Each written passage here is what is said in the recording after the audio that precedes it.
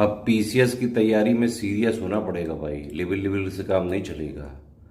ये नहीं सिर्फ हमको 30 पन्ने के नोट दे दो उससे हम पढ़ लें, 4-5 टेस्ट सीरीज दे दो उसको हम लगा लें वही पेपर में आ जाए।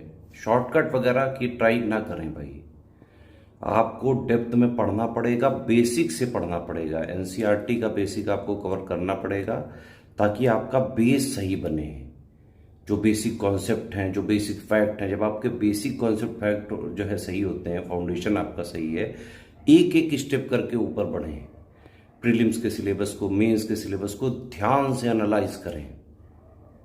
प्रीलिम्स में जीएस का पेपर बेहद टफ है, इसका कट ऑफ निकालना। सीसेट में तो चलो 33% आ जाते हैं, थोड़ा बहुत उनकी पीवाईक्यू की एनालिसिस कर लो। और उसमें जो है सीसेट में इतना ज़्यादा यूपी पीसीएस का टफ होता नहीं है यूपीएससी की तरह, लेकिन फिर भी हिंदी मीडियम या फिर जो आर्ट साइड वाले लोग हैं वो थोड़ा सीसेट पे भी फोकस करते रहें। ठीक है, प्री निकालना भी हद टफ हो चुका है भाई। एसडीएम बनना है तो एसडीएम वाली तैयारी ही करनी पड़ेगी। कॉन्सेप्ट भी पढ़ना पड़ेगा, समझ बनानी पड़ेगी, अंडरस्टैंडिंग पूरी आपकी होनी चाहिए उस टॉपिक की, और उसको करंट से लिंक करना आना चाहिए। यानी कि स्टैटिक जो जीएस के पॉइंट्स दिए हुए हैं सिलेबस में, उनको भी कॉम्प्रिहेंसिवली 360 डिग्री सारे एंगल कवर करते हुए, what, why, where, how, latest में क्या चल रहा है, प्रोस कॉन, सब कुछ।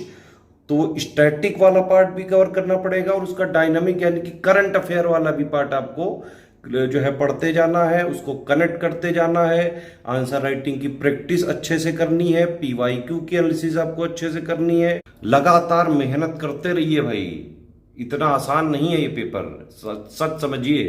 हो तो जाता है, हो सकता है, लगातार मेहनत करनी पड़ेगी।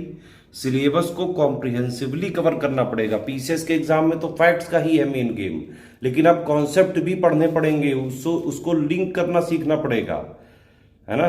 कुछ क्वेश्चन जो है 2-4-5 लेकिन फिर भी ऐसे रह जाएंगे जो नहीं हो पाए, उतना फोकस ना करें। प्री को कट ऑफ जो है जीएस का पेपर पे कट ऑफ निकालने पे फोकस करें। सीसेट के 33% है, और प्री से पहले मेंस की पूरी थ्योरी पढ़ लें, पीवाईक्यू की एनालिसिस कर लें, आंसर राइटिंग सीख लें, हिंदी की थ्योरी पढ़ लें, स्टैटिक पॉइंट पूरा 360 डिग्री कवरेज कर लें, उसको करंट से लिंक कर लें, सारे डाउट वगैरह पूछ लें। आंसर राइटिंग में जितना हम करवा रहे हैं उसको देखते जाएं, पूरा चेकिंग करवा के डेली फीडबैक लेते जाएं, और उसको इंप्लीमेंट करके दूसरे दिन के आंसर में फिर से चेकिंग करवाएं, है ना। प्री से पहले आंसर राइटिंग मजबूत होनी चाहिए, तभी तो प्री के जस्ट बाद भाई 3-4 महीने होते हैं, उसमें आंसर राइटिंग को इंटेंसिफाई कर लो। मेंस की टेस्ट सीरीज चल रही है उसको लगाओ, हिंदी के पेपर लगाओ, एसी लगाओ, लिखो, स्पीड बनाओ। लास्ट में सिर्फ स्पीड बनाई जाती है।